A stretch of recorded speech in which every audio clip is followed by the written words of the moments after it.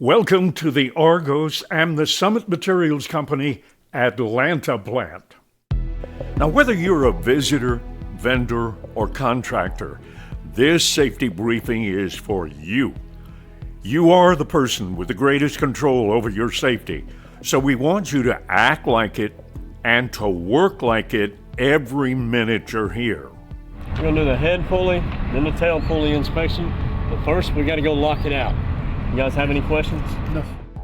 If at any time you see any unsafe condition, report it to your Argos contact at once. Now, as we start this briefing, be aware there are 6 critical Argos safety rules with an absolute zero tolerance for violations that fail to. Use seat belts while driving. Wear mandatory PPE, helmet, safety glasses with side shields, safety shoes, and high-vis clothing. Perform lockout, tagout, and tryout of all energy. Use fall protection when working at heights. Complete and use confined space permit when required. And keep all safety devices operational. For any violation of these critical safety rules, Hold it, we don't do that here. Argos will issue an immediate stop to work and will issue a suspension of work for you working at this facility. At the Atlanta plant, after notifying your Argos contact and receiving permission to enter the plant property, park in the proper location, turn the engine off, and set the brakes for the vehicle you're in. Now, after getting out of the vehicle, contractors should go to the storeroom and they should sign in on the logbook in that location. Then visitors should go upstairs to the main office and sign the logbook in that location. Meet with your Argos contact and have them identify the emergency call-in number, which is 404-792-6100. Have the Argos contact review the facility emergency meeting points, which for fires or explosions would be the AB water loop, CUL office, packhouse locker room, mill building second floor, and the main break room locker room. For a weather-related emergency, go to the Ready Mix Training Center vault to shelter in place. Locate and identify the plant first aid room, and the primary is located in the main break room. An additional AED kit and other supplies are located in the packhouse control room. Have the Argos contact identify any other AED kit areas. Discuss the plant speed limits, which are 10 miles per hour at the plant entrance and in all plant areas at this facility. Hey guys, this is our SDS online. Chemical safety and site-specific hazard awareness are very important. Copies of hazard communication information and SDSs can be found in the control room, maintenance office, lab, and the ASF. As you review the Argos site-specific hazard training as a contractor, you must have an MSHA ID number and provide it to your Argos contact upon request. Also, if you go into plant locations and you have a pacemaker, you should stand at least 2 feet away from welding equipment, high-voltage transformers, or motor generator systems. If working on large motors, turn them off. There is no smoking in any building, mobile equipment, and anywhere that no smoking signs are posted. All drugs and alcohol are strictly prohibited. All weapons are strictly prohibited. And no one is allowed to ride in the bed of trucks. This is our field risk assessment. There may be one permit or form, or there may be multiple permits or forms for safety procedures for different tasks on site. Always consult with your Argos contact for which permit and form may be required for you to review and sign with approval before performing any work. Outside of this briefing and location, now let's demonstrate various safety procedures. Controls for work areas under repair, yellow taped areas, should be avoided and entered only after a review of hazards and using caution. Red taped areas are areas you should never, repeat, never enter unless you have been authorized by the person or company in control of the area. The red tape should have a tag on it with the name, company, date, and the phone number on it of the person applying the red tape. Notify nearby workers of the area hazards and remove that tape and/or barricades only when the job is complete. Lockout, tagout, and tryout procedures may be required for many different tasks. Different forms and permits and approval may be required before LATOTO. For your protection from all energy danger, be aware that in addition to electrical energy, there may be other sources of energy such as hydraulic, pneumatic, and gravitational that may have to be locked out, tagged out, and tried out prior to performing the task.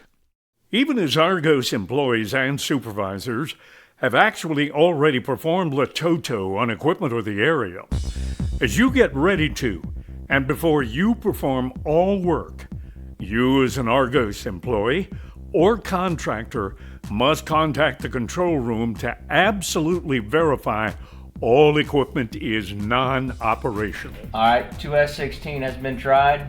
It is non-operational. It is all yours.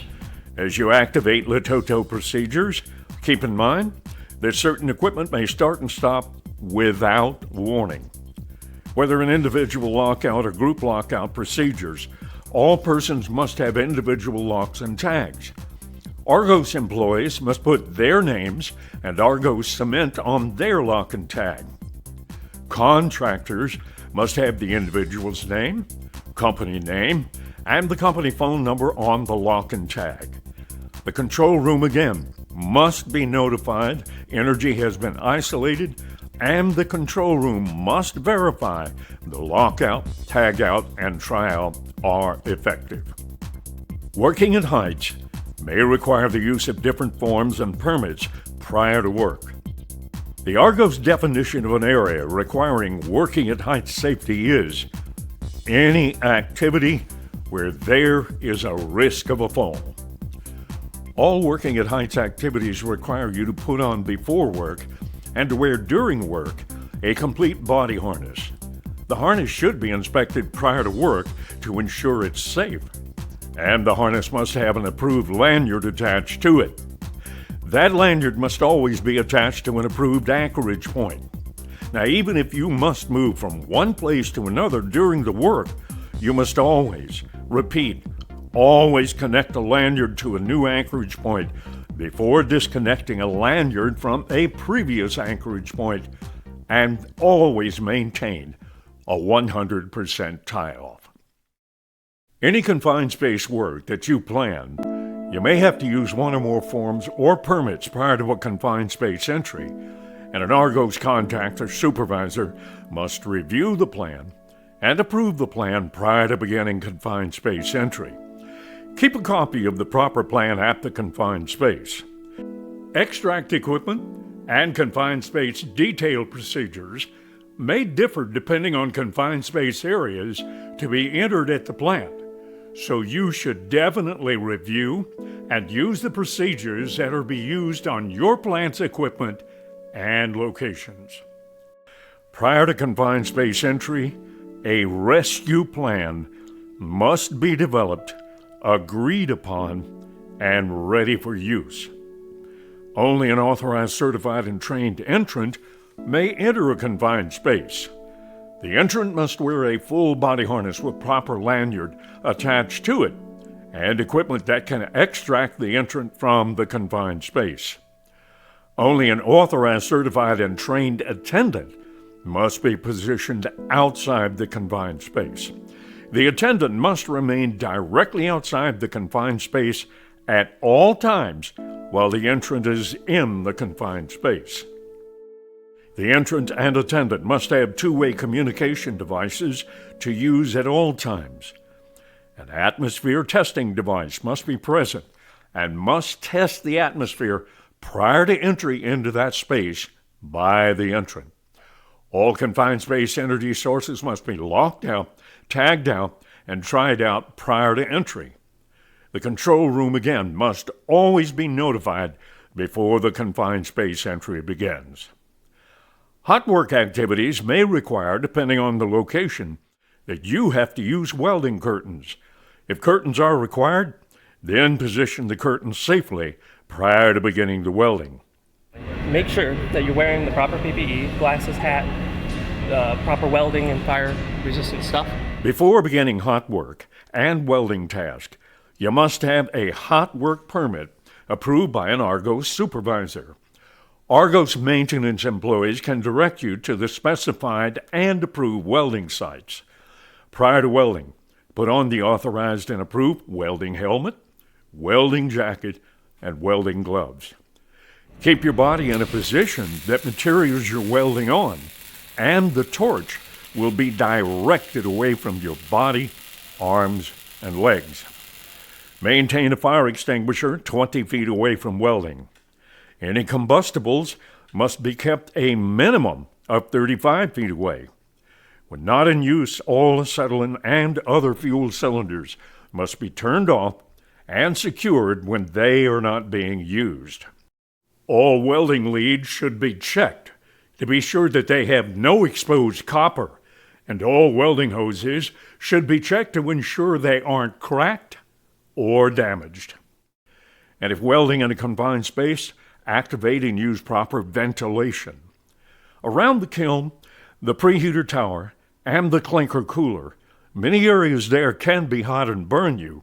Air cannons may be located in several locations, and they may fire or discharge without warning.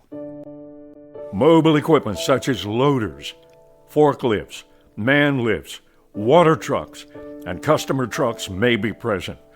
All mobile equipment, if brought on the Argos property, must be safely inspected prior to use on each shift. All mobile equipment operators must wear seat belts. Don't use a cell phone while operating a mobile equipment of any kind. Mobile equipment always has the right of way, so yield to all mobile equipment and let it pass by safely.